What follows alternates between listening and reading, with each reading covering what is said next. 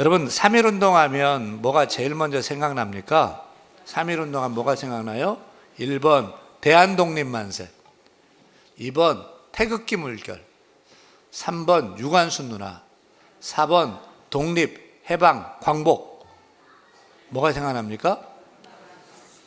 문화체육관광부가 국민의식 여론조사를 했는데 3.1 운동하면 응답자 43.9%, 거의 절반에 가까운 43.9%가 바로 다음과 같은 고백을 하고 숨진 그녀가 생각난다고 답했습니다. 내 손톱이 빠져나가고 내 귀와 코가 잘리고 내 다리가 부러져도 그 고통은 이길 수 있사오나 나라를 잃어버린 고통만은 견딜 수 없습니다. 나라에 바친 목숨이 오직 하나밖에 없는 것이 이 소녀의 유일한 슬픔입니다. 이 고백은 우리의 영원한 국민 누나 유관순 열사의 유언이었습니다. 국민들 43.9%가 3.1 운동하면 유관순 누나가 생각난다고 답했습니다. 대한독립 만세가 14%로 2위, 독립해방 광복은 9.6%로 3위였습니다. 우리 한국교회는 우리나라의 여러 국경일 중에서도 유독 3.1절과 8.15 광복절을 매우 소중히 여깁니다. 특히 3.1 운동을 중요하게 여기는 이유는 3.1 운동은 신앙적 애국운동이었기 때문입니다. 기독교 신앙 위에서 만세 운동을 벌린 것입니다. 그 역사적인 증거가 무엇입니까? 우리가 잘 압니다. 3.1 운동의 핵심 인물 대부분이 기독교인들이었다는 거죠. 먼저 3.1 운동하면 제일 먼저 생각나는 유관순 누나는 무슨 종교를 가졌을까요? 기독교인이었어요. 3.1 운동을 기획하고 독립선언서 작성에 주도적인 역할을 했던 오산학교의 설립자 남강 이승훈 선생님도 기독교인이었습니다. 장로였습니다. 독립선언서에 서명을 한 민족대표 33인 중에 동학운동의 천도교가 15명, 불교가 2명, 그리고 과반수에 해당되는 16명은 기독교였습니다. 장로교, 또 감리교의 목사, 장로, 전도사, 기독교, 신보사, 서기가 참여했습니다. 그 16명의 기독교인들을 민족대표로 선정하고 참여에 설득한 이상재 선생님도 기독교인 장로였습니다.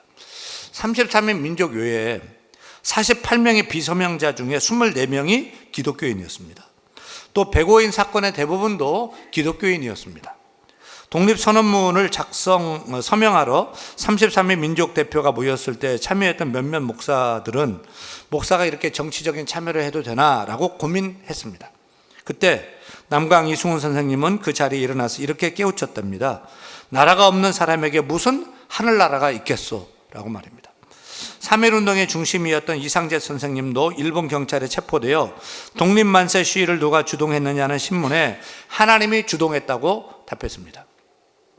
3.1 만세 운동에 참여해서 일본 경찰에 체포된 피검자를 종교적으로 분류해 보았더니 기독교인이 제일 많았습니다. 여성 피검자의 경우 기독교인이 65.6%에 달했습니다. 그 대표적인 여성 피검자 중에 하나가 이화학당 3학년 여학생 유관순 누나일 것입니다.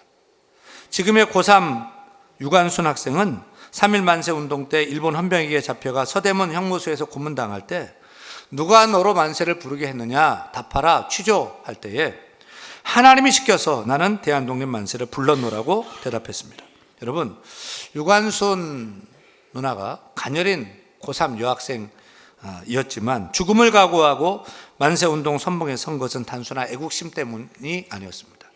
하나님을 사랑하는 자는 나라도 사랑한다는 신앙적 애국심의 발로였던 것입니다. 유관순 누나는 이화학당 3학년 때 선생님이 프랑스가 어려움 당할 때 구국했던 여성 잔다르크의 전기를 선물 받았어요. 그 잔다르크를 읽으면서 밤마다 교회에 찾아와서 손을 모으고 기도합니다. 하나님, 이 땅에 잔다르크가 되게 하여 주옵소서. 내가 이 땅을 구원하는, 이 땅을 위해서 일하는 잔다르크 되게 하여 주옵소서. 그렇게 기도하던 그녀가 3.1 만세운동 때 만세운동의 선봉에 섰던 것입니다. 이렇게 기독교인들이 만세운동의 선봉에 섰는데, 그렇다면 1600만 명의 조선 인구 중에서 과연 기독교인이 도대체 몇 명쯤 되었을까요? 20만 명 정도였습니다. 전체 인구의 1% 남짓되는 소수였던 거예요. 그럼에도 3.1 만세운동의 33의 민족 대표 중에 16명이 기독교인, 또 전국에 흩어져 있던 1,700여 개의 교회와 성도들이 자발적으로 만세운동에 참여하게 된 것은 다른 이유 때문이 아니었습니다. 신앙심과 애국심은 별개가 아니고 하나였기 때문입니다. 하나님 사랑과 나라 사랑은 동전의 앞뒷면처럼 하나였기 때문입니다. 여러분, 3월 1일을 왜 거산날로 선정했을까요? 많고 많은 날 중에 3월 1일로 그 날짜를 정하는 데 있어서 기독교인들을 배려해서 3월 1일 되었다는 것을 기억해야 됩니다. 사실 1919년 1월 22일에 돌아가신 고종 황제의 장례일을 3월 3일로 정한 것과 직접적인 관련도 있습니다. 당시 고종 황제가 일본에 독살되었다는 일제의 독살설, 이 나돌아다니는 상황에서 울분에 쌓인 백성들이 고종의 장례에 참여하기 위해서 전국 각 지방에서 경성, 지금의 서울로 다 올라왔습니다. 하지만 3월 3일 고종 황제의 장례식은 일본 경찰의 경비가 삼엄할 것이고, 또 고종 황제 장례식 때 만세운동으로 소란케 할 필요는 없었던 것입니다. 그러면 장례식 전날 3월 2일에 하면 되잖아요. 근데 3월 2일은 일요일, 주일이었습니다. 주일은 뭐 해야 돼요? 이렇게 교회에 나와서 예배해야 돼요. 그래서 1919년 3월 2일은 주일이기 때문에 기독교인들을 배려하다 보니 3월 1일 토요일을 거산날로 정했습니다. 이것은 한국 기독교인들이 얼마나 3.1 만세 운동의 핵심적인 역할을 감당했는지를 알 수 있게 하는 단적인 예가 될 것입니다. 그런데 우리가 3.1절 105주년을 맞아서 이제는 3.1 운동을 뒤돌아보면서 던져야 할 질문들이 좀 있습니다. 그 질문은 3.1 만세 운동의 민족 대표 33인 중에 과반수 16명이 대거 기독교인들이 되었는데, 과연 애국심만 가지고 자발적으로 일어났던 것인가? 역사적 사실은 무엇인가? 또 전체 인구의 1%밖에 안 되는 교회와 성도들이 왜 그렇게 분연히 대한독립 만세, 교인들이 왜 이렇게 대한독립 만세를 외쳤단 말인가? 과연 고종의 일본 독살설에 분노한 애국심이 그렇게 조직적으로 폭발할 수 있었을까 하는 질문들이 제기되어야 됩니다. 이승만과 항일운동에 관해서, 이승만과 3.1 운동에 관해서 나름 연구하고 확인을 해봤습니다. 그 확인 결과 3.1 만세 운동을 처음부터 기획하고 불꽃을 당긴 이가 이승만 대통령이었음을 알 수 있게 된 것입니다. 여러분, 3.1 운동이 일어나게 된 배경에는요, 1918년 1차 세계대전이 종결되고 미국 28대 대통령 우드로 윌슨 대통령이 민족 자결주의를 선언한 데 있었습니다. 윌슨의 민족 자결주의란 한민족이 다른 민족이나 다른 국가의 간섭을 받지 않고 자신의 정치적인 운명을 스스로 결정하는 권리를 그 민족이 갖는다는 선언이었습니다. 다시 말하면 우리 조국의 운명은 일본이 간섭할 수 없다는 거예요. 우리 조국의 운명은 우리가 스스로 결정해서 나아갈 수 있다는 거죠. 이 주장은 일제히 식민지에 있었던 우리 민족에게는 복음이었던 것입니다. 놀라운 사실은 이 민족 자결주의를 선언한 우드로 윌슨 대통령이 누구냐? 우드로 윌슨은 미국 프린스턴 대학교에서 이승만의 선생님이었습니다. 이승만에게 박사학위를 수여한 미국 프린스턴 대학교의 총장이었습니다. 단순히 교수 학생, 총장과 학생과의 관계가 아니고 두 사람은 매우 막역한 관계였습니다. 그래서 윌슨 총장은 자신의 집에 이승만을 자주 초대했고 피아노 치고 찬송하고 노래하면서 또 함께 만나서 외교에 대해서 서로 얘기를 많이 나눴습니다. 그는 손님들을 만날 때마다 이승만을 장차 한국 독립을 되찾을 사람이라고 소개했고, 이승만을 미국 사회의 강연 연사로 자주 추천을 했습니다. 그런 윌슨 총장이 뉴욕 주지사가 되고 미국 대통령 후보가 된 것입니다. 미국 대통령 후보 때 이승만을 별장으로 부릅니다. 그때 이승만은 강력하게 윌슨에게 약소국의 해방론에 대해서 주장을 하고 약소국인 조선이 독립할 수 있게 해달라고, 도와달라고 요청했습니다. 그렇게 자신을 이끌어주던 은사가 드디어 미국 대통령이 된 것입니다. 자신의 멘토가 약소국의 운명은 자신 스스로 결정한다는 민족 자결주의를 선언한 것입니다. 그동안 이승만은 윌슨을 만날 때마다 했던 그 주장을 윌슨은 그의 외교 정책에 적용한 것입니다. 이 좋은 호기를 놓칠 수 없었던 이승만은 국내에 있는 동지들에게 알린 것입니다. 민족 자결주의가 선언되었으니 독립만세 운동을 일으켜서 서구 사회에 우리의 독립 의지를 천명해야 된다. 그러면 반드시 윌슨이 도와줄 거다라고 주장했던 거죠. 이를 위해서 이승만은 인천 김성수 선생님에게 밀서를 보냅니다. 이 좋은 기회에 가시적인 구국운동을 일으키라는 밀서를 보내요. 그리고 이승만은 그나마 살아남아있는 조직인 천도교, 기독교를 통해서 항일운동을 하라, 거사를 일으켜라, 이렇게 주문을 했습니다. 이에 다급했던 인천 김성수 선생과 동료가 고민 끝에 당시 전국적인 조직을 갖고 있던 천도교의 손병희 선생님을 찾아갑니다. 손병희 선생은 이승만의 밀서를 읽고 드디어 결심합니다. 그리고 3.1 만세 운동에 기독교인들이 대거 참여한데도 이승만과 연관이 있습니다. 33인 민족대표, 특별히 16명의 기독교 대표들의 중심이었던 이상재 선생님을 전도한 이가 이승만이었습니다. 한성 감옥 시절 이승만은 항일운동으로 사형수로 복역을 했어요. 그때 게일 선교사가 이승만에게 영어 성경을 넣어줬고, 그는 천재였던 그는 영어 성경을 영어를 배우지 않았지만 영어 성경을 보면서 영어를 스스로 깨우치고 성경을 다 암송한 것입니다. 영어로. 그렇게 예수님을 영접한 이승만은 멸망 직전에 대한제국이 부흥해 미국과 영국과 같은 1등 국가가 되기 위해서는 기독교를 받아들이고 이를 국기로 삼아야 한다고 생각하면서 하나님께 서원기도 합니다. 하나님, 이 땅에 동양 최초로 기독교 국가를 세우게 하여 주옵소서 맹세합니다. 그리고 한성 감옥 시절에 이상재 선생님을 비롯한 감옥 동료 개화파 청년들 43명을 전도한 것입니다. 이토록 기독교 국가를 염원했던 이승만의 시위 촉구 밀서에 기다렸다는 듯이 이상재 선생님은 3.1 만세 운동에 기독교 세력들이 대거 합류하도록 설득하기 시작합니다. 교회들도 이 땅에 기독교 신앙 국가를 세우겠다는 뜻에 부응하여서 전국교회가 3.1 만세 운동에 참여하게 된 동기도 된 것입니다. 우리는 그동안 3.1 만세 운동의 사건만 많이 봤던 거죠. 앞모습만 많이 봤던 거죠. 근데 뒷모습은 미처 보지 못했습니다. 그 배후에 기독교 신앙 입국론을 가졌던 이승만 대통령과 그의 뜻은 3.1 만세 운동에 영향을 끼친 것을 알 수가 있습니다. 한 걸음 더 나아가서 기독교 신앙 입국론을 가졌던 이승만은 1948년 대한민국 재헌국회에서 국회의장으로서 이윤영 목사의 기도로 국회를 시작하게 했습니다. 초대 대통령이 되어서는 기독교식 개혁을 추진하고자 군대에 군목제도를 도입합니다. 교도소에는 재소자들을 교도할 수 있는 목사 형목제도도 도입합니다. 이승만의 최대 업적으로 꼽는 농지개혁은 구약 레위기서에 나타난 방식을 적용한 것이었습니다. 정부 주요 부서에 기독교인들을 대거 등용해서 전통적인 유교 국가였던 대한민국을 기독교 국가로 변화시키고자 많은 노력을 했습니다. 이승만 대통령의 그 활동에 대해서 찬성도 있고 또 반대도 있을 것입니다. 누구나 공과 가가 있듯이 이승만 대통령도 마찬가지입니다. 이에 대해 이승만 대통령은 이렇게 자신의 신념을 밝힌 적이 있어요. 누가 나를 뭐라고 욕해도 좋다. 독재라고 해도 좋다. 하나님만 나를 비난하지 않는다면 그것으로 충분하다. 이승만뿐 아니라 항일운동 지도자들은 대부분 기독신자였습니다. 당시 독립운동가의 30% 이상이 기독신자였습니다.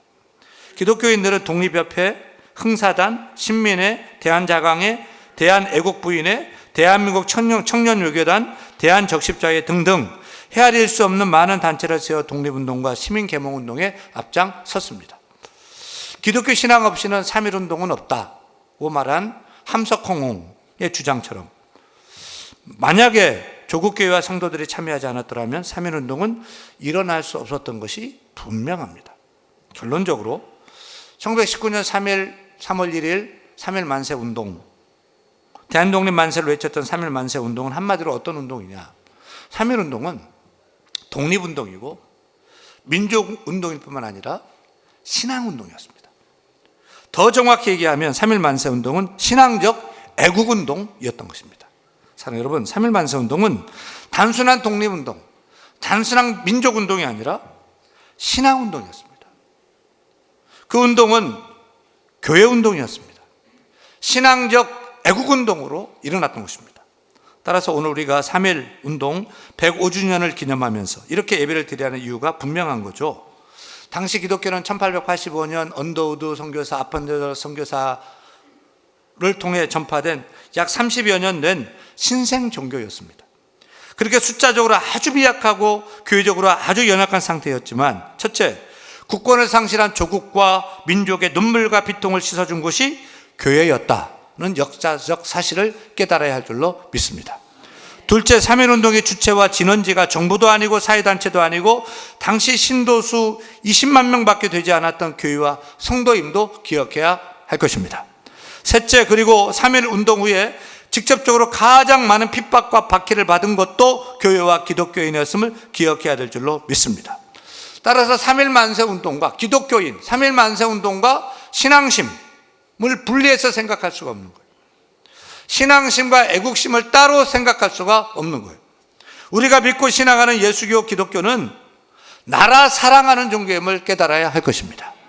우리가 믿는 예수교는 애국, 애족, 애민하는 종교임을 깨달아야 할 줄로 믿습니다. 하나님 잘 믿는 신앙인은 나라도 사랑하는 애국자가 되어야 할 줄로 믿습니다. 그래서 오늘 설교 제목이 신앙심과 애국심입니다. 신앙심과 애국심은 별개가 아닙니다. 따로따로가 아닙니다. 신앙과 애국은 하나인 줄로 믿습니다. 신앙은 애국으로 나가는 것입니다. 하나님 잘 믿으면 애국하게 되어 있습니다. 하지만 애국하면 하나님을 잘 믿습니까? 그것은 아닙니다. 애국하면 신앙은 아닙니다. 그러나 신앙은 애국으로 나가게 합니다. 성경 사사기 보세요. 기드온, 삼손, 입다 사사죠. 그들은 우리식으로 얘기하면 히브리 독립투사였어요. 민족들이 블레셋 압제에 시달리고 미디안 압제에 시달렸을 때 신앙을 가지고 분연이 일어나서 민족을 구원했던 독립애국 지사였던 거죠. 모세도 독립투사였습니다. 애굽에서 고통받은 이스라엘 백성들을 구원하기 위해서 애국과 싸워 출애굽을 이끈 구국의 애국자였습니다. 다윗도 도탄에 빠진 나라를 구원하기 위해 골리앗과 싸워 이긴 애국자였습니다. 아말렉 하만의 강교한 계략에 빠져 죽게 된 민족을 구원하기 위해 죽으면 죽으리라는 심정으로 왕 앞에 섰던 에스더, 황폐한 허물어진 예루살렘 성벽을 재건하기 위해서 식음을 전폐하고 금식하고 눈물로 기도하고 행동했던 느헤미야, 망해져가는 조국을 바라보며 눈물이 그치지 않았던 에레미야, 느헤미야, 한결같이 나라 민족을 듣게 사랑했던 애국자였던 것입니다. 우리가 믿고 섬기는 예수님도 애국자 중에 애국자였습니다. 십자가 달리기 위해서 예루살렘 입성하신 후 장차 조국 예루살렘 멸망할 것을 바라보시면서 예루살렘아 예루살렘아 통곡하고 우셨습니다. 예수님 하나님 나라 천국에 언제나 소망 두셨지만 조국 이스라엘을 사랑하고 예루살렘을 사랑하셨던 애국자였습니다. 따라서 오늘을 사는 우리 신앙인도 우리 조국 나라 사랑하는 애국자가 되어야 할 줄로 믿습니다. 신앙심과 애국심은 따로가 아닙니다. 믿는 자는 신앙심도 으뜸되어야 되고 애국심도 으뜸되어야 할 줄로 믿습니다. 우리가 신앙인으로 하나님 나라 천국도 소망해야 되겠지만 우리가 태어난 이 나라, 우리가 발 딛고 서 있는 우리 나라, 우리 조국도 사랑해야 될 줄로 믿습니다. 어떻게 우리가 애국해야 될까요? 어떻게 사랑해야 될까요? 어떻게 애국하기 위해 신앙인이 무엇을 해야 될까요? 저는 우리나라 요즘 돌아가는 모습을 볼 때 등에 식은땀이 납니다. 공장이 안 돌아가고요. 가게가 지나다 보면 다 비어 있습니다. 비어 있으면 그 다음 가게가 들어와야 되는데 안 들어옵니다. 젊은 청년들이 일할 자리가 없습니다. 또 일하려고도 하지 않습니다. 결혼도 하지 않고 애도 나지 않고 비혼주의 사상이 팽배합니다. 동성애 팽배합니다. 도시마다 결혼식장, 산부인과 학교는 문을 닫고 장례식장, 요양원만 성업을 하고 정치권은 우파 좌파로 나뉘어 싸우고 있지 않습니까? 동서로 나뉘어 싸우고 세대 간의 갈등은 극심하고 남과 북은 70년이 넘었지만 여전히 갈라진 채로 으르렁거리고 있지 않습니까? 여러분, 왜 우리나라가 일제의 밥이 되었습니까? 왜 일제의 식민지가 되었습니까? 왜 우리나라가 6.25 전쟁 때 북한 공산당의 침략을 받고 그 고통, 그 아픔을 견뎌야만 했습니까? 하나 되지 못해서 그렇습니다. 하나 되지 못하니까 힘이 없고, 그러니까 먹잇감이 된 것입니다.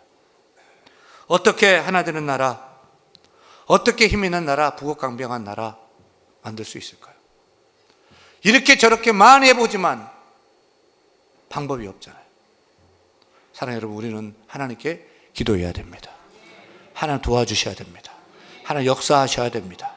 기도가 최고의 강력한 애국임을 믿고, 역사의 주관자, 세상의 주권을 가지고 계시는 하나님께 기도해야 할 줄 믿습니다.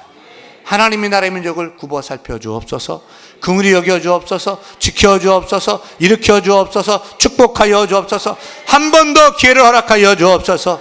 나라 민족을 우리가 기도해야 될 줄로 믿습니다. 기도가 최고의 강력한 애국임을 믿고 나라를 위해서 기도하십시다. 저는 3.1 만세 운동의 완성은 평화통일에 있다고 믿습니다.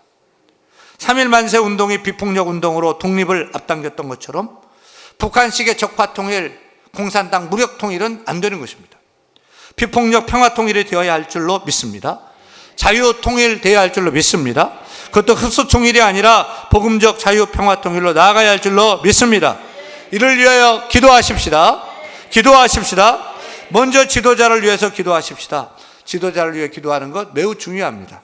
오늘 말씀 봐요. 디모데전서 2장 1절 같이 읽습니다. 그러므로 내가 첫째로 권하노니 모든 사람을 위하여 간구와 기도와 도구와 감사를 하되, 특별히 누구를 위해 기도하래요? 임금들과 높은 지위에 있는 모든 사람을 위하여 하라. 왜요? 이는 우리가 모든 경건과 단정함으로 고요하고 평안한 생활을 하려 합니다. 우리의 비극은 존경할 대통령이 없는 거예요. 우리의 비극은 우리가 따르고 우리가 존경할 만한 지도자가 없는 거예요.